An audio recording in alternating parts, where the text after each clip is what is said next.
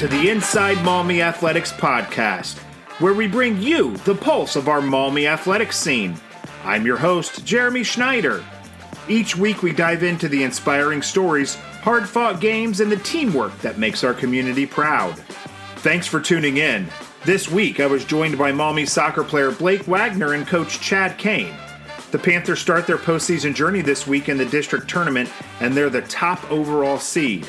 But listen, that type of pressure is nothing new to Blake.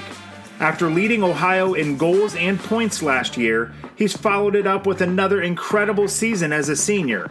In fact, Blake has cemented himself in the Maumee record books as the all-time leading scorer in school history. Our talk sheds some light on how he's dealt with that pressure, and it also showcases the unique bond between coach and player. Before we get to Blake and Chad, though, let's take a look back at the highlights from last week in our Panthers Rewind. We can finally say it, your Maumee Panthers are playoff bound. We kind of knew it for a few weeks now, but last week's 45-14 win at Fostoria punched the Panthers' ticket to the Division III tournament. Maumee used a dominating run game to put away Fostoria, rushing for more than 250 yards and 5 touchdowns as a team. Cody Wolf had a team-high 99 yards, and Keyshawn Midcalf added 62. Wolf, Midcalf, Carson Grates, Bryson Bonds-Crawford, and Keaton McCullough all had rushing touchdowns.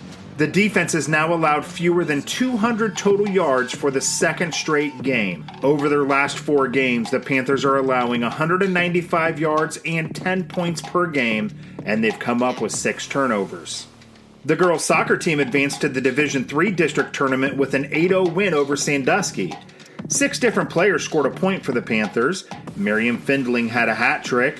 Malaya Jones had 2 goals. Evelyn Boyette had a goal and 4 assists. Charlie Bischoff had a goal and 2 assists. And Shannon Tolbert added a goal. Ainsley Heckman had an assist for the Panthers. It's not all good news, though. The volleyball team season came to an early end, losing 3-0 at Lima Shawnee in the Division III tournament. Sydney Janot had 7 kills and 5 digs with 3 aces. Autumn Draper had 7 kills and 3 blocks. And Kennedy King had 4 kills and 4 blocks. Kirsten Green had 11 digs. And Brooke Kwiatkowski had 13 assists and 7 digs.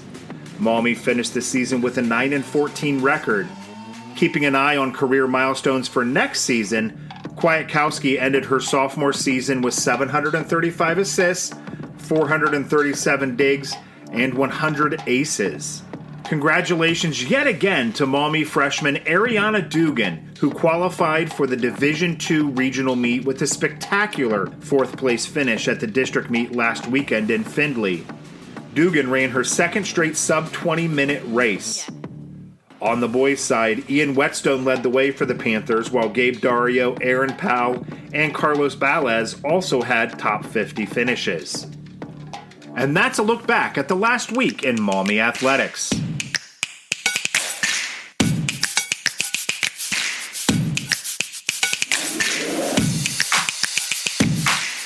Our guests this week have helped make Maumee boys soccer one of the most dominant programs in Northwest Ohio. Last year, they went 19-1-1 and claimed the district title. And this year, they were the only team in the entire state to finish with an undefeated regular season. They're getting ready to defend their district title this week against an all-NLL bracket, something that has them both very, very excited. Here's our talk with Blake Wagener and Chad Kain.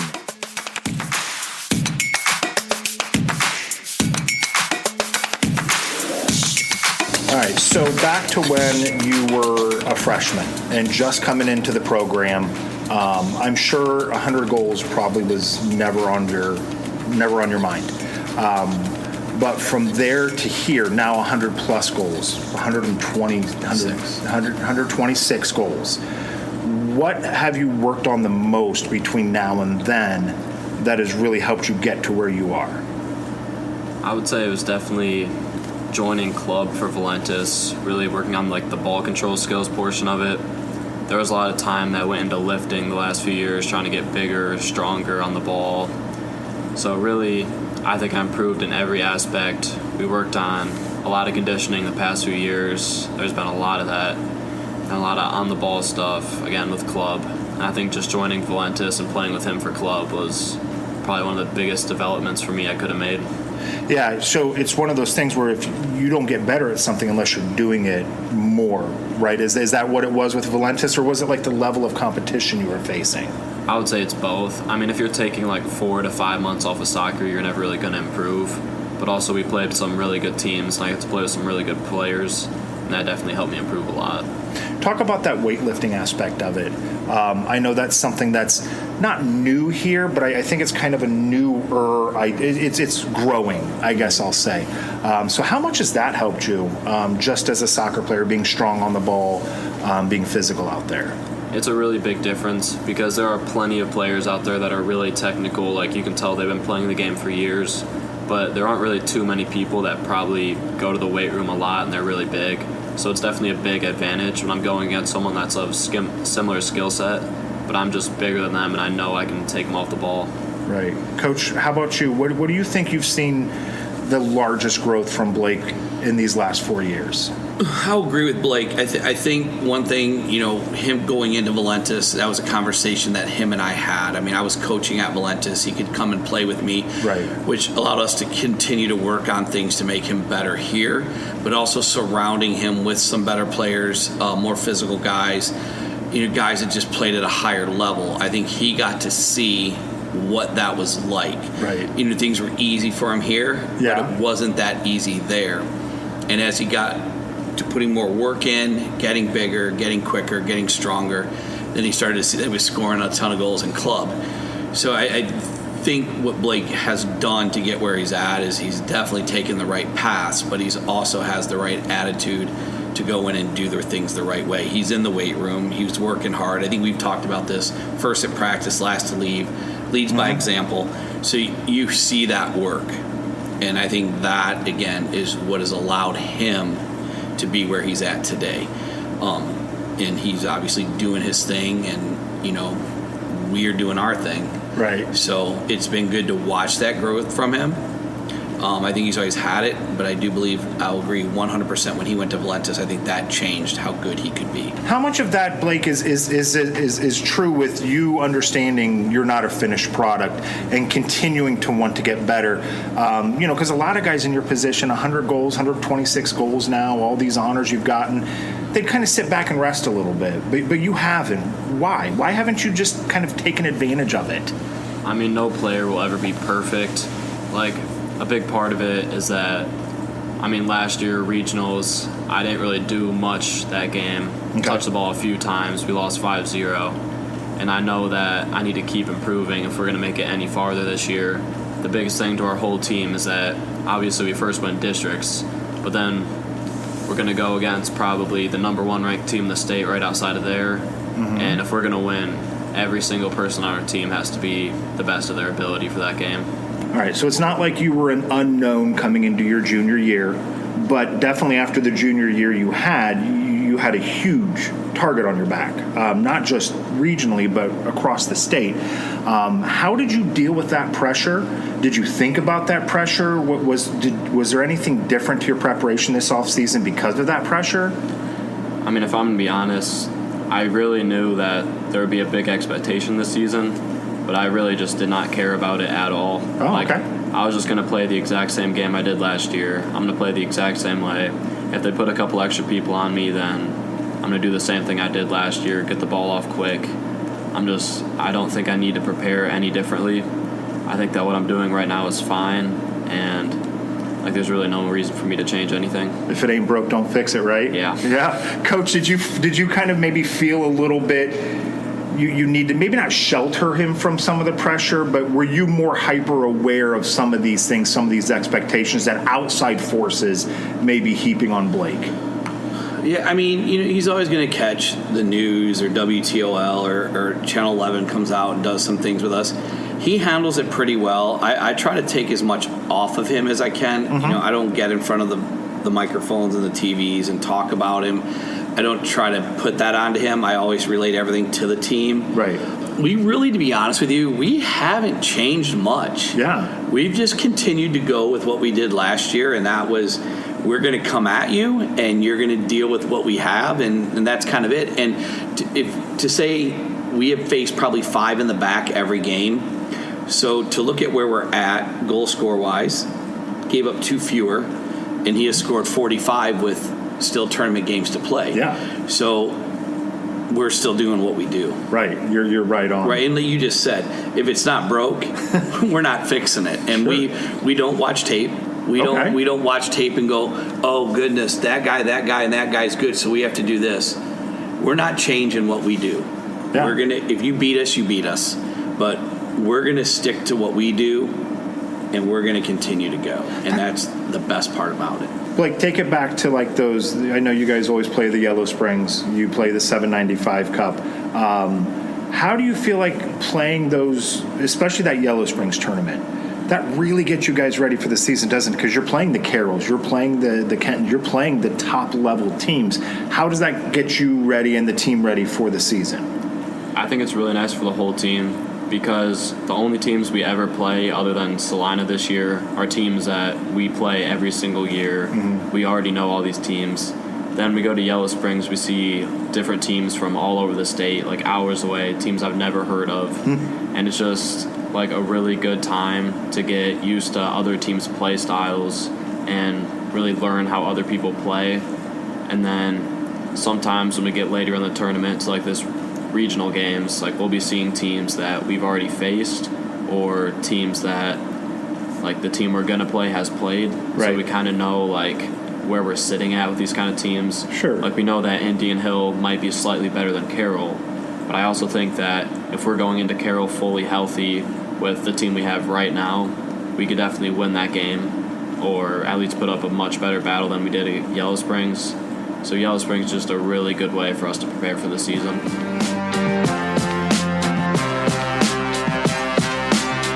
If you're taking the time to listen to this podcast, chances are the student athletes at Maumee Middle School and Maumee High School mean a little something to you. If that's the case, you should consider getting involved in the Maumee Athletic Boosters. They meet once every month at the Learning Commons at the high school. Meetings are only about an hour long. The next meeting is at 7 p.m. on Wednesday, November the 6th. Can't wait to see you there. So now let's talk a little bit about the team success. Your game, obviously, you know, your reputation comes before you. You come into every game, everybody knows Blake Wagener. So how do you think that attention helps open things up for your teammates? Because if you're going to get 2 or 3 guys thrown at you, that means you've got a teammate or 2 running wide open. So how does that attention help your team? The attention sometimes, like, you know, off the field, it's not great to have sometimes, but when I'm on the field, I think having attention is the best thing for me because I know that every game I'm coming into, people are going to know who I am. Right. They're going to put extra people on me. And really, if you're having 2 or 3 people on me at all times, like there's 0 chance you're going to stop Noah, Frankie, Jackson, Charlie, Will, who's ever out there. Mm-hmm. I think it's a really big benefit to come to these games and have multiple people on me when I know that the rest of the team is just going to step up and score those goals for me. Have you done anything different this season? And this is a question for both of you guys. Have you guys done anything different this season to exploit that attention? Or, I mean, is it just, I mean, you've already pretty much said it. You're doing the same thing as last year. I think what's happening this year, you know, when we lost Austin Dwyer, we knew that was 17 goals that Blake had, you know, was able to take pressure off him. I think the difference this year is that when we do play into Blake, he still is creative enough to go 1v2 or whatever it is, but he's also good enough to find the next pass. Okay. And that is where Noah's 27 goals this year, Frankie's 20, and Mac's 13, Charlie's 10. That's where all that picks up. So when you see all those numbers increase, then you know that there's a little bit. When I say, like, we don't change up what we do, we know that we're going to play the ball forward. We know that. Yeah. We're going to play into Blake every time that we can. We also know that we're going to run off of Blake and that he's going to be able to find the runner if need be. And I think that's what's even been more dangerous this year. Not that we've changed anything up. The style's been the same. It's just now he's been able to play out. I mean, and that's what's crazy. Like you said, 45 goals this year, which is, I don't remember what he even had last year. But then you had a 27 by Preciado, 20 by Frankie, 9 by Charlie, 12 by Mac. that's more goals than we scored last year. So it's really, we didn't do anything different. It's just him finding different players. Right. I think is what's been the change of it. I mean, that's kind of where it's at. We really haven't altered the way we play the game. It's just he's able to find his teammates when he has to, and obviously that's what's been happening. You guys are the only non-NLL, Jesus, that's easy for me to say, non-NLL team in this bracket. You got Clay, Springfield, and BG, right? Correct? No. Clay, Southview, Springfield. Clay, Southview, Springfield. Correct. So still all NLL teams.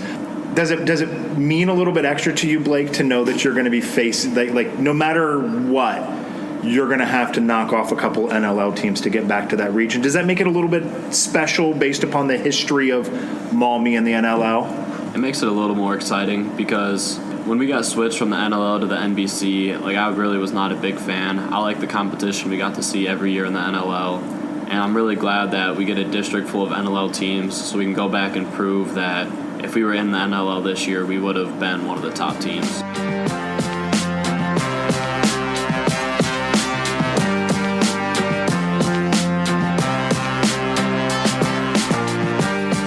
The Mirror newspaper has been a supporter of IMA from the very beginning. If quality journalism is important to you, please consider becoming a subscriber. You can head to their website at themirrornewspaper.com to find more information on becoming a traditional print or digital subscriber.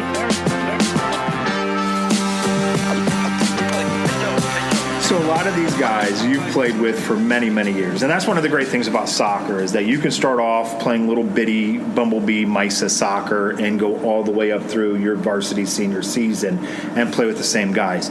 Does that make what you guys have accomplished last year and are accomplishing this year, does it make it more special to do it with guys that you have close relationships with? Yeah, I mean, that's what I think the big difference between club soccer and high school soccer is. Because in high school soccer, like I've known all of these kids since I was a child, like all the way up through kindergarten. Maybe I met them in 4th or 5th grade. Right. I know all of these people. I've been hanging out with them for years. And it's honestly just a really different experience to be able to win these games with people I've known for so long and people that I'm so close with. Like, it's just so enjoyable to be able to be doing these things with the people I know so well. Right. The Oak Harbor game. I know Coach didn't know it was 100 goals. Nobody. Did anybody on the team know that it was? I mean, did your friends on the team know it was 100 goals? I think one of my parents might have. Somebody told me at some point that I was at 98, but I don't think anybody on the team knew I was close to 100. You didn't even know. No, like a couple games before, I knew I was somewhat close, but I really wasn't looking that much forward to it. Really? Wow. Because, I mean, there's guys, I mean, especially, you're what, 18 now? 17? 18. 18. An 18-year-old guy getting close to 100 goals. My God, if that was me, I would have been walking around the hallways at school with a big sign over my head, getting everyone like, look at me, and yet you don't. Why don't you do that? I've never really cared as much about the individual aspect of soccer because at the end of the day, the only reason I've wanted to play high school soccer is to win championships. Like this year has just been a focus on the district and regional championship. Like as cool as our 17-0 season was, it doesn't mean anything to me if we didn't end up winning the district championship and going on and putting up a good fight in the regional championship. Coach, talk about that. We've talked about it a little bit about his personality, and I think it's one of the wonderful things about Blake is, and yes, I'm going to talk about you like you're not sitting right here. But I think it's one of the wonderful things about Blake is that he doesn't do that. He doesn't promote himself. He doesn't go out. It's just what makes him. It's another thing that makes him special, isn't it? Yeah, we've talked about this, and I think I've said it to you and other reporters is he'll reflect everything off of himself to make his teammates look good too. Yeah. He also understands though that you don't score 126 goals without someone giving him the ball. Right. But it's that character. Like there's no one on this team that's jealous of Blake. Mm-hmm. We've said it, we're a family. Yeah. And that's what it's about. But when I talk about him to anyone who asks me about soccer with him, I always go back to character. Mm-hmm. He is unselfish. He's just a stand-up kid and wants what's best for his team. And that is the thing that I pride. It just simply amazes me about him. Right. Because he could walk to school, walk practice, arrogant. He could come to practice and not work hard. He could act like he is the king of what our soccer program is. But he doesn't. And that's what simply amazes me about him is if you ask him a question in the interview on BCSN, WTOL, whatever it may be, the first thing he says is, I couldn't do it without my teammates. Right. And that is just like a character of this group that even last year, that I just love. These guys truly believe in that whole family atmosphere, and that's what we try to build here more than anything.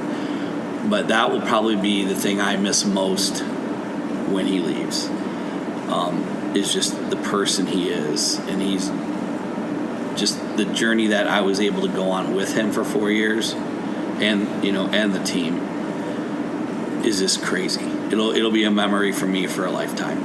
You don't get many of these memories and many of these kids that will leave a mark on you as a coach, but he definitely will. This is probably for me, the senior day was probably the hardest in the 6 years I've been here. Right. Watching these guys come through the line was emotional for me, because they're good kids and they're leaving a stamp on what this program is. And they're the reason there's 96 boys playing Maumee Soccer Club soccer right now. Mm-hmm. And they're in the stands and they're seeing these guys. And they look up to him like they want Blake, come to my practice. Frankie, come to my practice. Sign it. They do those things. And that is the thing. They are the most unselfish group of guys I've been around. But he will be one for me that it'll go for a while. So I know you're only 18, and this is kind of an old man question, and you have a lot of your season left to play. But do you ever think about legacy? Because you really are. You and Frankie and Noah, you guys are the reason why so many of these kids are playing MISA and playing Express and going on. Do you ever think about the legacy that you're leaving here at Maumee? I've thought about it a little bit more definitely in the past couple months, because I don't really think about the future much right now, more so focused on the season. But it has been really nice, seeing these little kids I know playing Maumee soccer in the stands. You go to the locker room at halftime, they're coming up to you for fist bumps and high fives. And then this one kid I coached last year, I see him at every soccer and football game, and I love seeing him at everything. It's just it's a really nice thing to see, knowing that he cares about our team and what we're doing. And it'll be fun to see those same kids playing here in 10 years now, or however long it's going to be. So not thinking about it as much right now, but I know I'll definitely care more in the future. When I heard rumors this summer, hey, Blake Wagener's going to be kicking for the football team, I thought, no way. No way Chad's going to let him get out there on a football field. But here you are kicking for the football team. How did this start? What did you approach Coach Karchner? Did somebody approach you? How did this start? So I think the first thing was that, last year, I was at all the football games, and I saw that Cody was the one doing all the kicking, and he's playing offense, defense, and then when all the other kids get to go on the sideline and take a break, he's running up to do the extra point, kicks the extra point, then he's running to kick off. And I was kicking it off, going for another tackle, and going right back on the field for offense. So it's kind of I kind of feel bad for him. I feel like he should get some rest during the games. And then I really forget what happened, but I feel like Karchner might have approached me right near the end of last school year. Okay. Right after track season was over. And then I remember going out there with him, first time out there kicking. It's my first time really ever kicking, somewhat organized. Yeah. I was hitting 40-yarders, 50-yarders. I knew that it could probably be something I'd like to do in the future. Wow. So what has your training been like? I don't know. Do we have a coach on staff that coaches kicking, or is this something that you've gone outside and found people, or have you YouTubed it? What's your training been like? over the summer and a little bit during the season, it's all been Coach Buzz. And honestly, I had no idea that Coach Buzz did anything like this. I thought he was just basketball and baseball. Yeah. And, he taught me how to punt before I was trying to punt, and it was going maybe 10 yards. So he's been a really big help with teaching me how to punt mainly. Yeah. And most of the field goal stuff and kickoff just comes naturally for me because of soccer. But really, he's been a really big part of teaching me how to punt and kick better. So I'm going to take the question over to you, Coach. You've got that smile on your face. What was your reaction when Blake came to you probably early summer and said, hey, Coach, this is what I'm thinking about doing?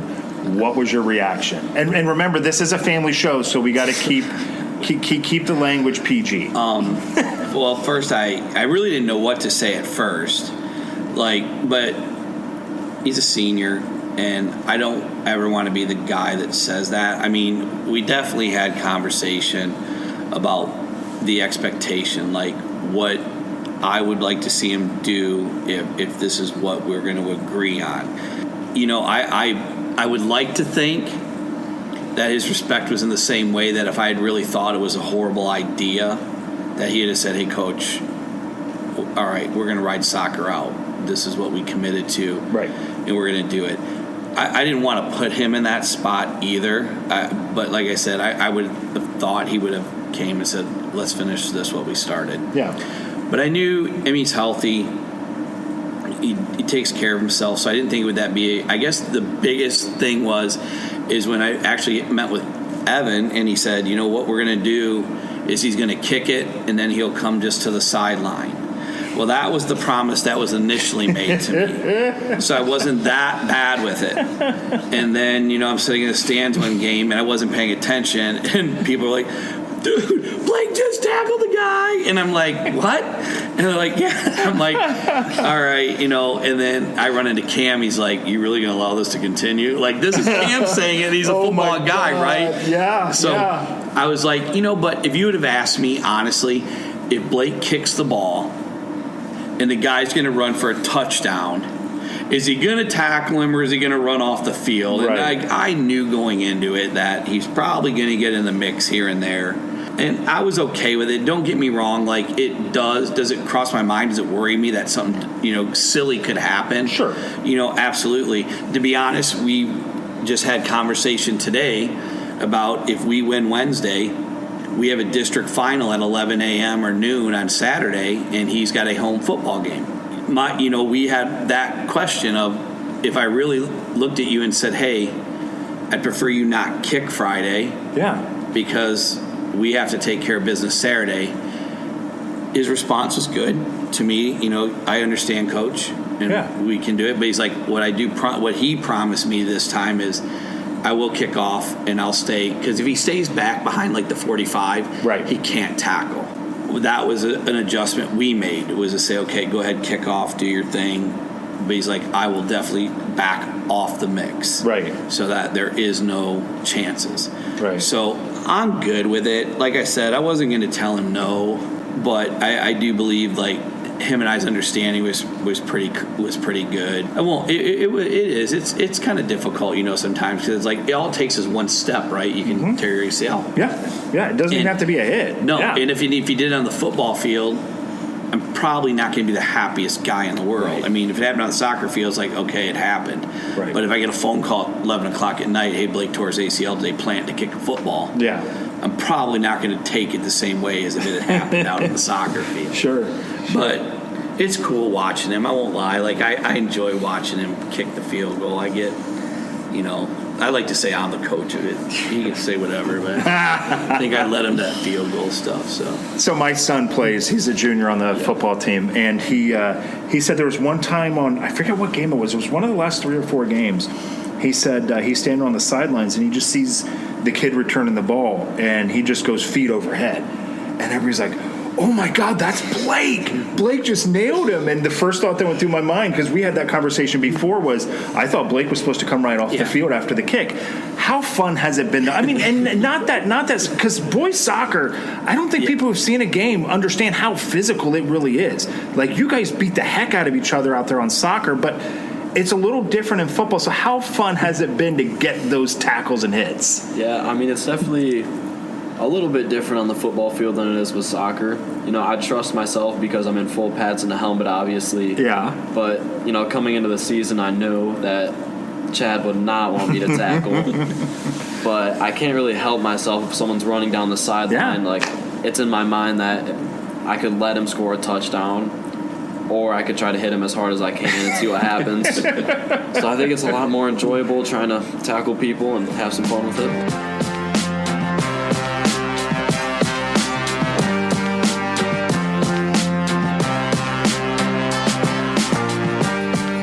We're extremely lucky to have the pride of the Panthers helping us make memories for our students.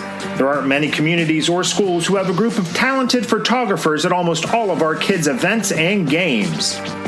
You can follow them on Facebook by searching Pride of the Panthers. All right, again, I don't want to put the cart before the horse here. I know we've got a lot of soccer left to play. You're only in October of your senior year, but what's next for you? Is college soccer on the horizon for you?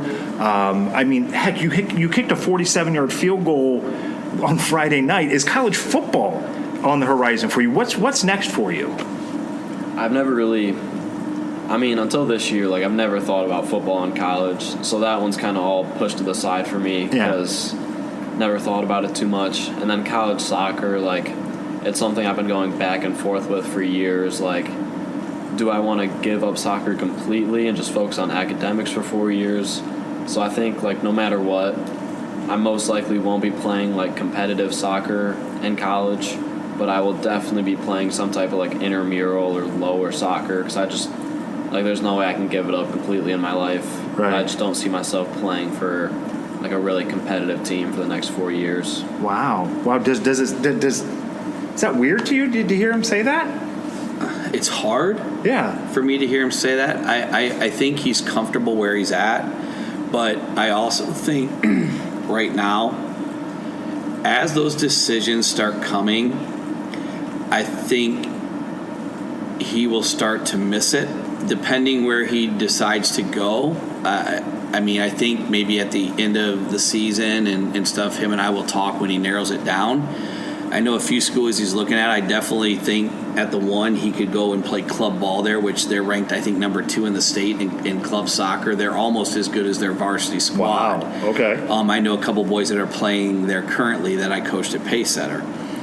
I think if he chooses one of the more local schools, I believe if he goes and I make a couple phone calls, I definitely believe he could walk on and make the 30-player roster.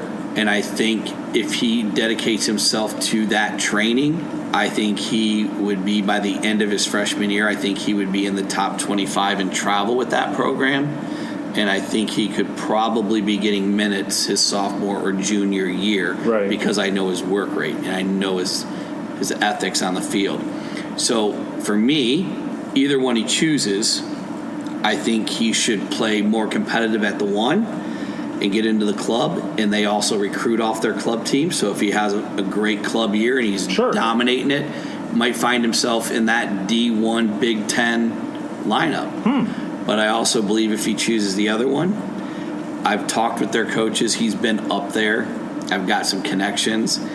I think he could definitely make it as a walk-on. I think they definitely would pick him up. And after they see what he's capable of doing, I know there's some local talent already playing there that I believe he's better than. I think his sophomore year he'd be getting minutes. I think his junior year he'd be starting there, and that's a MAC school that is always up in the top. So those are the two schools I think he's interested in. But I think him and I should really talk about what level he should play at when he goes, because I don't think he's going to be happy. I know he's very school oriented and wants his degree, and I get that, and I would never, that's the first and foremost anyway, and that's why he's choosing these two schools. But I don't think he's going to be happy settling for drop-in fumble ball soccer. I don't see that in him. I think that competitive edge of saying, maybe I can get my degree, keep my grades up here, I mean, get what you got to do academically, but I think he's going to have that in his mind, like, can I go to college and do this again? Well, I will give you a lot of credit because I don't think kids really understand when you go to college, they own you at that point. Like if they say 5 a.m., you're there at 4:55. I give you a lot of respect for that, for understanding that you're not sure if you want that level of commitment anymore because you've done a lot. Having said that, why am I sitting here completely bamboozled, befuddled, all those crazy words, that there are college coaches knocking down your door to talk to this kid? I mean, he scored 54 goals last year. He scored 46 this year. I mean, he's not a new name at this point. What am I missing? So it's not that there's not schools after him. I could put him in to 10 schools right now that would take him in a heartbeat, and he would start as a freshman and change their programs, right, and still get his education. Right. He wants to major in finance, I believe, right? Yeah. Okay. So we've definitely talked about that. I think another issue with him is I think that him and Frankie and Braden would like to stay together in college. Oh, okay. And go through it. Cool. Yeah. And I think Frankie and Blake would like to play college soccer. I think Mr. Sainholtz is ready to retire. Okay. And so I think that's the pull and push, is that I think Frankie and Blake would go somewhere and definitely play, but they don't want to leave Braden behind. Yeah. So they're perfectly happy with getting their educations and their degrees, which is great. I think that, again, I will stress that more than anything, that is the number one priority. Find the school that has your major and that you're going to get a great degree. And if soccer fits it, then we're good. So don't get me wrong. There's 10 schools that have finance right now that I could say, let's go to the school tomorrow, and we'd be sitting here signing the letter of intent tomorrow. Okay. But I have respected him and the boys to let them make those choices. But either one of the schools that he is, I would say, more leaning toward these two, I don't think it's out of the question, to be honest with you, that we could have our first D1 soccer player if that's what he chooses to do. Wow. When he says that, what do you think? How does that make you feel? I mean, obviously it feels really good. I just, like, the past year I've been so dead set on the same two colleges, and I just don't think I've thought as much as I really have needed to about soccer. Okay. Like, when I think about going to college, for me, it's always been about straight academics, and I've really never thought about the athletic portion of it. But it's definitely something I'm going to have to start thinking about in the next few months for sure. I will say something, and I don't think I've ever talked to him. I've been around this game a long time. Oh, yeah. And it does kill me a little bit because I thought his brother was extremely talented too, and his brother made the right choice. He got his degrees. In all my years at Pacesetter, college soccer, high school soccer, I truly believe that if, no matter, again, whichever one, that he truly, because of what he does, what he brings to the table, and the way he works, could play Division I soccer. I know he's not on that radar because they recruit years in advance, but I could tell you right now, with 2 simple phone calls, I could have him a walk-on tryout as soon as they report, and there's not a doubt in my mind that they would pick him up. He is just that special.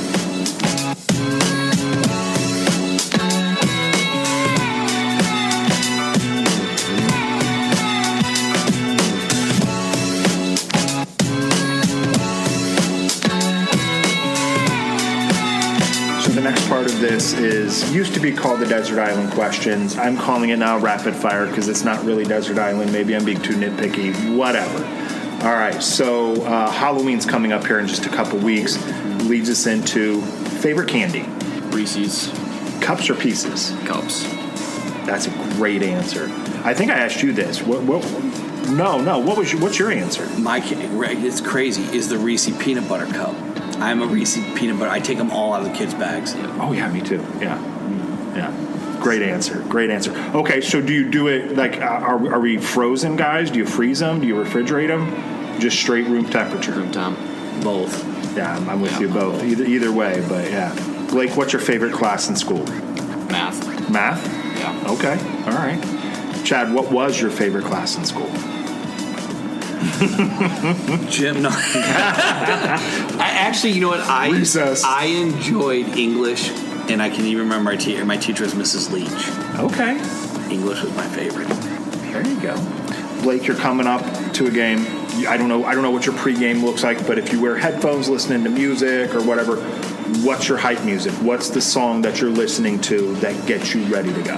Honestly, I just listen to 2000s, 2010 pop. So Katy Perry, Taylor Swift, anything from that. That's how I get ready for games. Okay.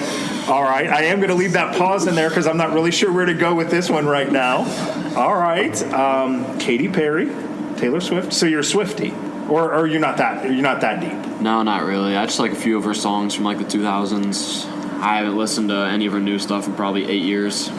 So that's wild. I mean, some guys will be listening to like hardcore rap. Some guys will be listening to the heavy metal, like the stuff that's just blasting their eardrums to hell. And we've got bubblegum. Yep. Bubblegum. That's awesome. What about? Well, you're Frankie Valli. Frankie Valli. You're a Swiftie, and I like Frankie. Yeah. This is too right. Not expected. Wild. That got me. I was not expecting that. Okay. Do the guys know that? I mean, Katy Perry and is your jam, or? I don't know if they know. They do now. I think they respect it. Okay. All right. Very good. All right. So, TV or books? Are you a TV guy, or would you rather be reading a book?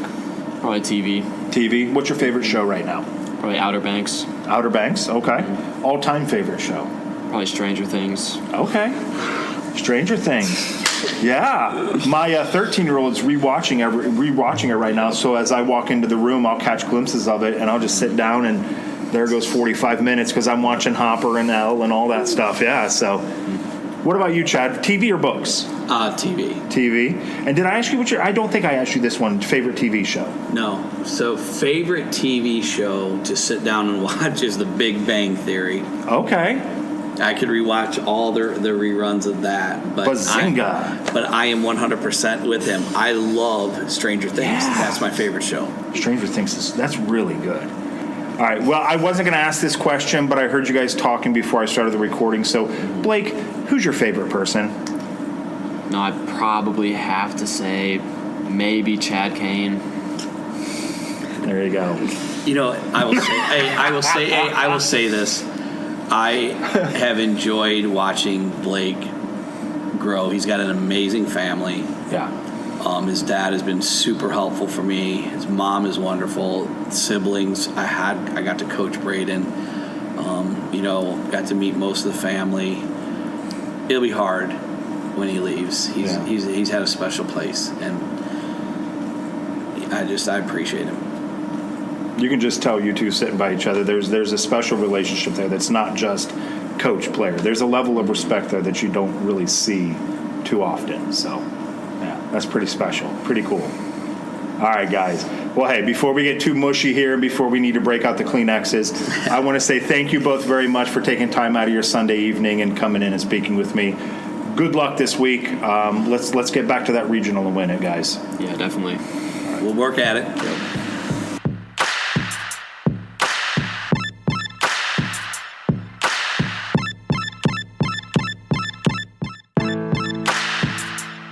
Told you this was going to be one of my favorite episodes. Getting to see that relationship between the coach and the player, how much they rely upon each other, the trust that they have in each other, it was really special to see. Good luck in the district tournament, and we'll see you in the regionals.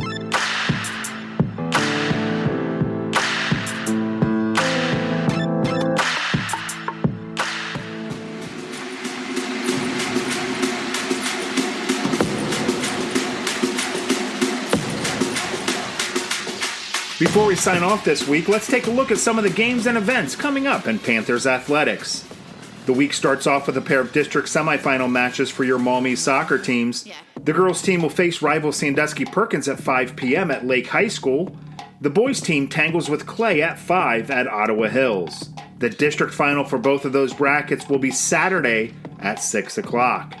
On Friday night, the Maumee football team looks to close out its regular season with the 5th straight win, hosting Otsego at Kazmaier Stadium. There's a ton riding on this game. A win for the Panthers should nail down a home playoff game the following week. Plus, there's that revenge factor. Otsego ended Maumee's season in Week 10 last year, keeping the Panthers out of the playoffs. You definitely do not want to miss this game. Kickoff is set for 7 o'clock. Ariana Dugan will run in the Division II Regional Tournament on Saturday afternoon at Tiffin's Hedges Boyer Park. Ariana's race is scheduled to start at 12:45. And that's a look ahead at the week to come in Maumee athletics.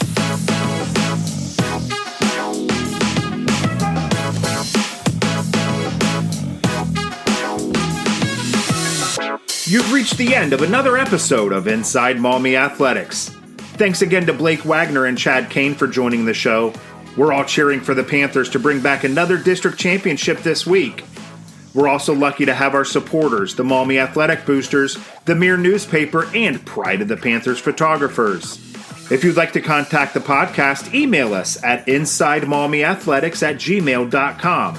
Don't forget to follow us on social media at Inside Maumee Athletics on Facebook and YouTube, and at Inside Maumee ATH on Twitter.